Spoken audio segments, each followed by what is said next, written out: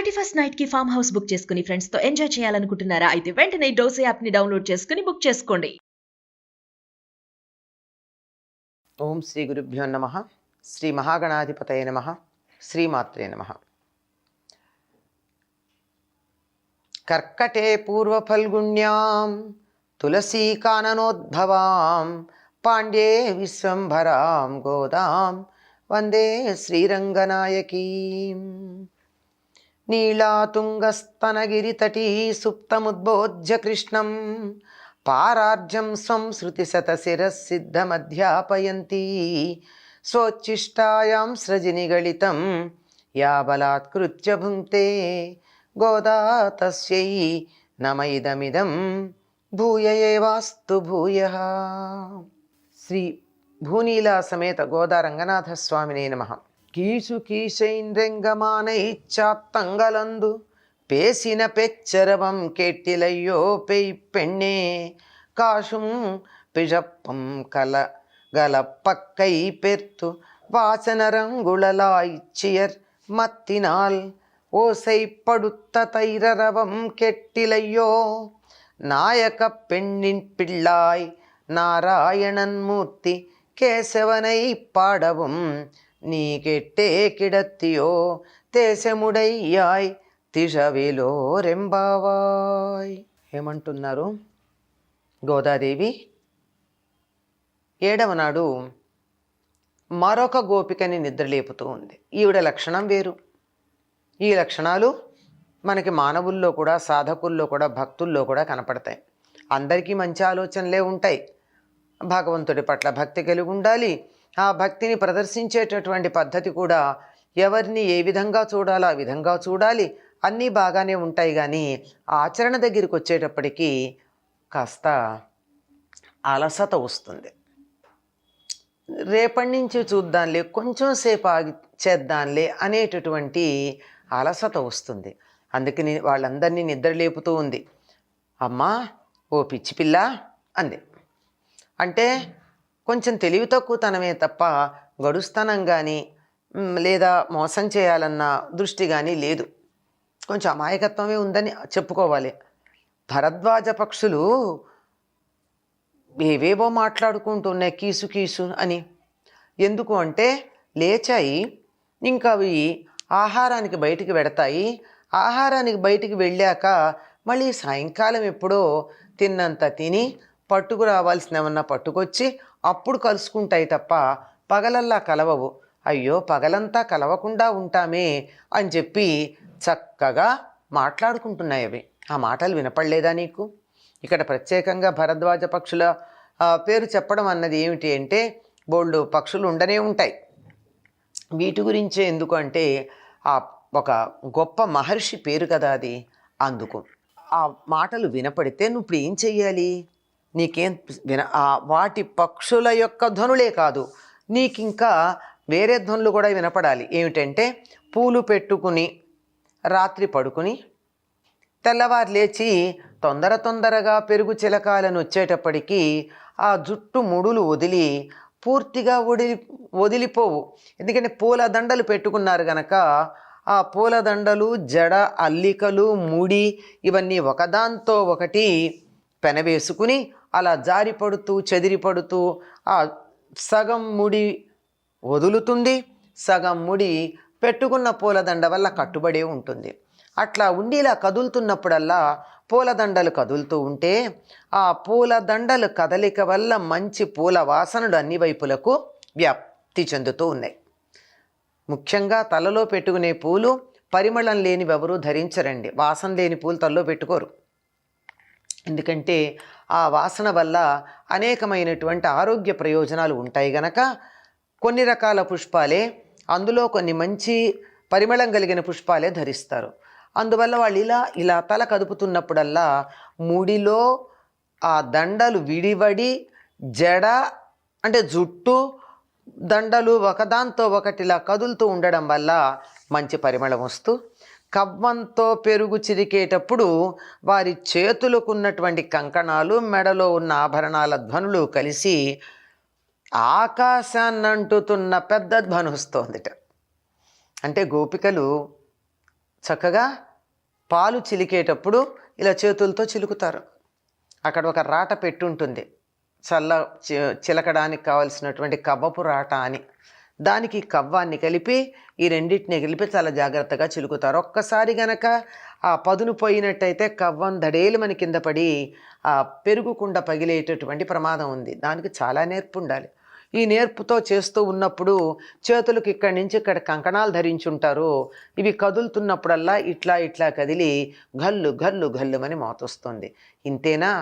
ఈ చల్ల చిలికేటప్పుడు ఏం జరుగుతుంది అంటే ఇలా ఇలా చిలుకుతారు గనక ఈ గుండెల మీద ఉన్నటువంటి రకరకాల హారాలు ఉన్నాయి, ఇవన్నీ ఒకదానితో ఒకటి ఇలా కొట్టుకుని మంచి ధ్వని వస్తోంది. వీరంతా ధనవంతులన్న మాట ఇంతకు ముందే మనం విన్నాం. అందరి దగ్గర సంపదలు ఉన్నాయి, మంచి ఆభరణాలు ధరించినటువంటి ధనవంతులైనటువంటి సంపద కలిగిన వారు అని చెప్పి సంబోధన చేసింది. వీళ్ళందరూ మెడలోనూ కంటెలు, కాసుల పేర్లు, వరహాల పేర్లు, ఇంకా రకరకాల హారాలు ఉంటాయి కదా, ఇవన్నీ ఇలా ఉండి ఇలా కదిలినప్పుడల్లా ఈ హారాలు కదిలి ఒకదానికొక కొట్టుకుంటున్నాయి.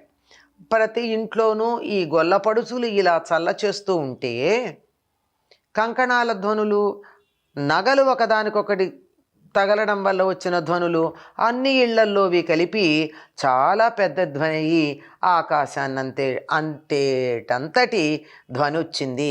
వినపడలా? దిక్కులు పిక్కటిల్లే ధ్వని వచ్చిందిట. నగలు ఒకదాంతో ఒకటి ఒరుసుకుపోవడం వల్ల వచ్చినటువంటి ధ్వని. నువ్వు ఏమని చెప్తుంది? నాయక పెన్పిళ్ళాయ్ అంటే ఓ నాయకురాలైనటువంటి పిల్ల అని పిలిచింది. అంటే అందరికీ ముందు నేనే ఉంటాను, నేనే ప్రధానంగా ఉండాలి, మీ అందరూ నా వెనక రావాలి అని చెప్తూ ఉంటావే, అట్లాంటి దానివి మరి ఇంకా పిచ్చిదానిలా పడుకున్నావేమిటి నువ్వు? సర్వ పదార్థాలతో వాత్సల్యంతో వ్యాపించి మనకు కనపడాలని, సర్వ పదార్థాలలో వాత్సల్యంతో వ్యాపించి మనకు కనపడాలని ఒక ఆకృతి ధరించి కృష్ణుడుగా అవతరించి విరోధులను నశింపచేసిన ప్రభువుని కీర్తిస్తూ ఉండగా విని కూడా ఇంకా నువ్వు పడుకునే ఉన్నావా? ఇది భగవత్ తత్వాన్ని బాగా తెలియచెప్పేటటువంటి పాసురం. భగవంతుడెవరు? సర్వవ్యాపి. అంతర్బహిశ్చ తత్సర్వం వ్యాప్య నారాయణ స్థితః అని చెప్తారు. లోపల బయట సమస్తంలోనూ బాగా వ్యాపించినటువంటి వాడు అని. అంటే ఆ విష్ణు శబ్దానికే అర్థం. విష్ అంటే వ్యాపించుట, విష్ణువు అంటే సమస్తమునందు వ్యాపించినవాడు. సమస్తంలోనూ వ్యాపించినటువంటి విష్ణువు తనకంటూ ప్రత్యేకంగా అన్నింటిలోనూ అంతర్యామిగా ఉన్నాడు. అలాంటప్పుడు ఎలా కనపడతాడు? ఉదాహరణకి పూలదండ ఉంటే పూలదండలో దారం కనపడదు కదా. దారం కనపడితే దండే లేదు. ఏ పువ్వు కా పువ్వు విడిగా ఉంటే దారం కనపడదు కదా. ఆ విధంగా సమస్తంలోనూ వ్యాపించి కనపడకుండా ఉన్నటువంటి వాడు, అయ్యో మేము ఆరాధించుకోవడానికి రూపం లేకపోతే ఎట్లా, నిన్ను ఎలా గుర్తిస్తాం, మేము అమాయకులము, తెలివి తక్కువ వాళ్ళం, మా కంటికి కనపడితే తప్ప నిన్ను మేము ఆరాధన చేయలేమే అని అనేటటువంటి భక్తుల కోసం ఒక మూర్తిమత్వాన్ని చెందాడు. అంటే ఆకృతిని పొందాడు. ఆ ఆకృతి ఎట్లా ఉంది? కృష్ణుడు అనే రూపాన్ని పొందాడు. అలా పొంది వచ్చినటువంటి వాడు ఊరుకున్నాడా? శత్రు సంహారం చేశాడు. అటువంటి ఆయన యొక్క ఘనతని కీర్తిస్తున్నారే అందరూను. అది వినపడలా నీకు?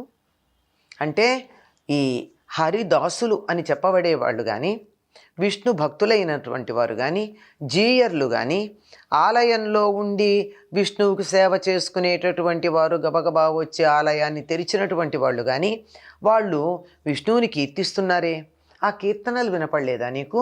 ఇంకా పడుకుంటావా నువ్వు? అవి వినపడుతూ ఉండగా కూడా పడుకుంటున్నావా?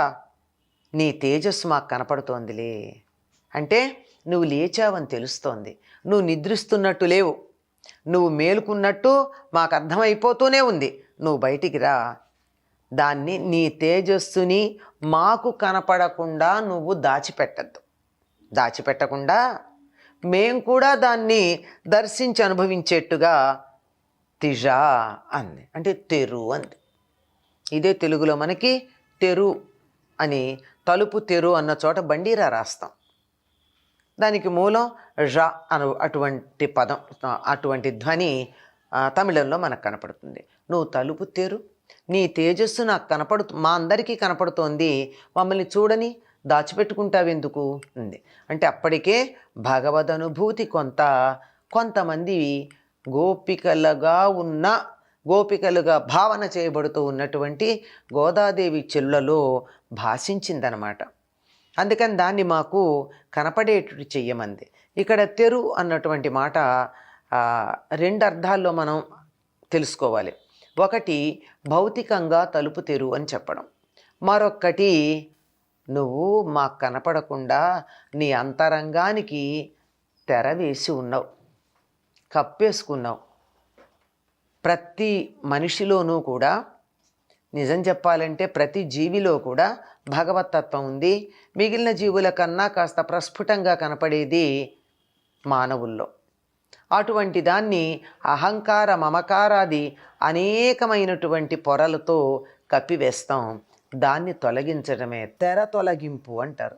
తెర తీయగరాదా అనేటటువంటి కీర్తన మనకి తెలుసు. తెర అంటే భౌతికంగా ఉండేటటువంటి బట్టతో చేసినటువంటి తెర కానీ, ఇక్కడ తెరు అంటే తలుపు తెరు అని కానీ కాక, లోపల ఉన్నటువంటి భగవత్ చైతన్యం అందరికీ వ్యక్తమయ్యేటట్టుగా, తనలో ఉన్నటువంటి దైవాంశ ప్రస్ఫుటంగా వెలువడేటట్టుగా అహంకార మమకారాది పొరలన్నీ తొలగించమని అర్థం. అలా తొలగించు, నువ్వు మాకు కనపడు, నీ దగ్గర అటువంటి వెలుగు ఉందన్న సంగతి మాకు తెలుస్తూనే ఉంది సుమా అని. ఇక్కడ ఈ పాసురాలన్నింటిలోనూ కూడా కృష్ణావతార ఘట్టాలన్నీ ఒక్కొక్కటిగా ప్రస్తుతించబడుతూ ఉన్నాయి. ముందేమో వామనావతారం గురించి ప్రస్తుతించబడింది, ఆ తర్వాత పూతనాహరణం, శకటాసుర భంజనం, దామోదర లీల, ఇలాంటివన్నీ ఒక్కొక్కటి. ఇక్కడ శత్రు సంహారం అనబడేటటువంటిది ఇక్కడ కనపడుతోంది. అంతేకాకుండా ఆనాడు కృష్ణుడు జీవించి ఉన్న రోజుల్లో గొల్లపల్లెలో సూర్యోదయానికన్నా ముందు ఎటువంటి ధ్వనులు వినపడుతూ ఉంటాయో వాటిని కూడా ఈవిడ మనోనేత్రంతో దర్శించి తాను దాంతో మమేకమైపోయింది, తాదాత్మ్యం చెంది ఉంది. తానే రేపల్లెలో ఆనాటి గోపికగా మారిపోయిందేమో. అక్కడ ఉన్నటువంటి భరద్వాజ పక్షులు జంటలుగా ఒకదాంతో ఒకటి కబుర్లు చెప్పుకుంటాయి. అవి వాటి పలుకులు, గొల్లెతలు చల్ల చేస్తున్నప్పుడు వచ్చేటటువంటి సవ్వడులు, వాటన్నిటినీ వర్ణించి చెప్పి, అవి నీకు వినపడటం లేదా లెమ్మంటూ ఉన్నది. అంటే అటు పక్షులు ఇటు మానవులు అందరూ కూడా తమ కర్తవ్యం చేయడానికి తాము బయలుదేరారు. ఇంకా సాధకుడైనటువంటి భక్తుడు బద్ధకంగా పడుకోవడం ఏమిటి, లేవాలి, తన సాధనని మొదలు పెట్టాలి అనే దానికి సంకేతంగా తెరు, బయటకు రా అని చెప్తూ ఉన్నది గోదాదేవి. చెలులకు మాత్రమే చెప్తోందా, మనందరికీ చెప్తోందా? ఒక్కసారి మనం ఆలోచన చేసుకోవాల్సి ఉంటుంది. స్వోచ్చిష్టమాలికా బంధగంధబంధురజిష్ణవే విష్ణు చిత్తతనూజాయై గోదాయై నిత్యమంగళం. స్వస్తి.